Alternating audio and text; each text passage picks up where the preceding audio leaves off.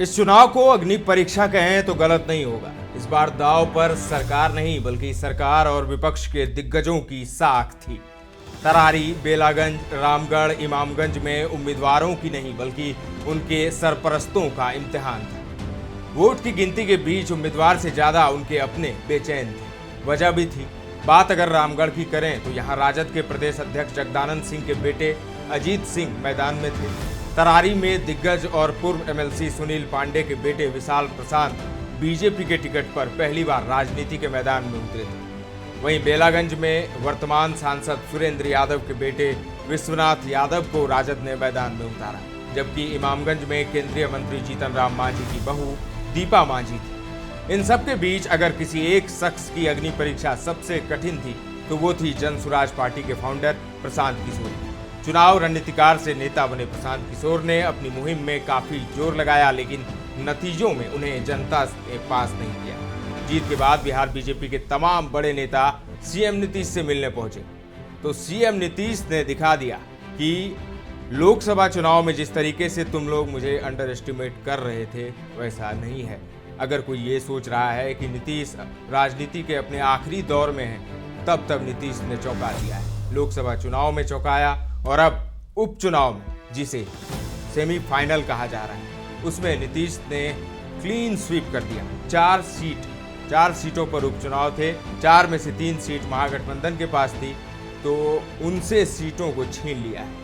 नीतीश ने दिखा दिया कि बिहार का बॉस वही है। बिहार की राजनीति करनी है तो नीतीश के बिना संभव नहीं है, और ये सिद्ध भी हो गया। नीतीश ने अपना एक उम्मीदवार उतारा था बेलागंज से, जो सुरेंद्र यादव का गढ़ है। 34 साल तक सुरेंद्र यादव यहाँ से विधायक थे। मुस्लिम और यादव बहुल इलाका है, आरजेडी की सेफ सीट। लेकिन यहाँ नीतीश की पार्टी की मनोरमा देवी ने 34 साल के किले को बड़े आराम से ढा दिया। तो नीतीश कुमार से मिलने पहुंचे नीतीश कुमार के आगे बिहार बीजेपी ने आज सरेंडर कर दिया। बीजेपी प्रदेश अध्यक्ष दिलीप जायसवाल, डिप्टी सीएम सम्राट चौधरी समेत तमाम बीजेपी के बड़े नेता आज नीतीश कुमार से मिलने पहुंचे और उन्हें जीत की बधाई दी। नीतीश को बधाई देने के बाद संजय झा ने मीडिया कर्मियों से बात की। संजय झा जो कि कार्यकारी अध्यक्ष हैं जेडीयू के, क्या कुछ कहा है उन्होंने, सबसे पहले वो सुनिए। हाँ, ये एक बहुत बड़ी जीत है, क्योंकि इसमें से 3 सीट हम लोग के पास नहीं थी, एक ही सीट हम लोग के पास ही थी। और मुझे लगता है कि ये एक तरह का सेमीफाइनल था, जो विपक्ष के लोग ही बोलते थे। तो अब तो स्पष्ट हो गया फाइनल में क्या होगा। 2025 में हम लोग 200 से ज़्यादा सीट जीतेंगे नीतीश कुमार जी के नेतृत्व में। आज भी लोगों का भरोसा बिहार में नीतीश कुमार जी पर और केंद्र में मोदी जी के, नरेंद्र मोदी जी के ऊपर है। तो इस कॉम्बिनेशन में और जो काम बिहार का भी हो रहा है, लोग टेस्ट कर रहे हैं डबल इंजन सरकार का, तो लोग, मुझे लगता है कि अब तो अगला चुनाव बिहार का ही है। बड़े मार्जिन से एनडीए चुनाव बिहार में जीतेगी। सुना आपने और देखा भी किस तरीके का तेवर था संजय झा का। यानी उन्होंने कह दिया कि आने वाला विधानसभा चुनाव लोग ठीक से रहना, नीतीश कुमार को अब अंडर एस्टिमेट मत करना। तो ये प्रूफ हो गया है। और नीतीश और जो बॉडी लैंग्वेज आप बीजेपी के नेताओं की देख रहे हैं, तो आप खुद ही समझ गए होंगे कि नीतीश का कद कैसे एक बार और बढ़ गया है। लोकसभा चुनाव के बाद तो बढ़ा ही, लेकिन उसके बाद इस सेमीफाइनल ने नीतीश का कद बढ़ा दिया है, क्योंकि नीतीश के ही नेतृत्व में एनडीए यहाँ पर चुनाव लड़ रही थी।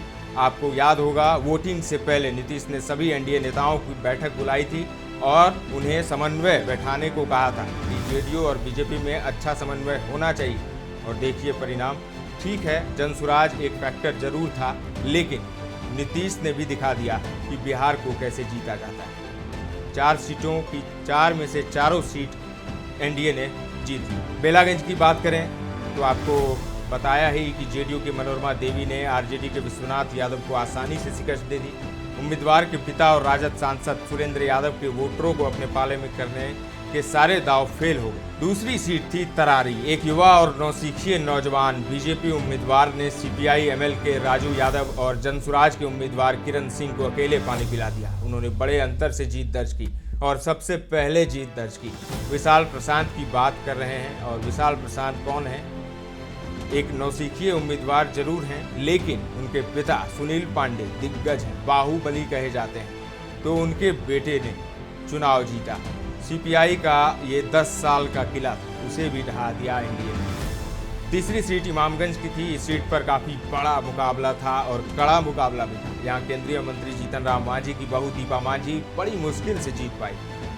उन्हें आखिर तक आरजेडी के रोशन मांझी ने कड़ी टक्कर दी। चौथी सीट रामगढ़ की थी। यहाँ का मुकाबला तो सांस रोक देने वाला था। कयास लगाए जा रहे थे कि राजद के बिहार अध्यक्ष जगदानंद सिंह के छोटे बेटे अजीत सिंह सांसद बन चुके बड़े भाई सुधाकर सिंह की सीट बरकरार रखेंगे, लेकिन ये क्या, उन्हें जनता ने तीसरे नंबर पर ढकेल दिया।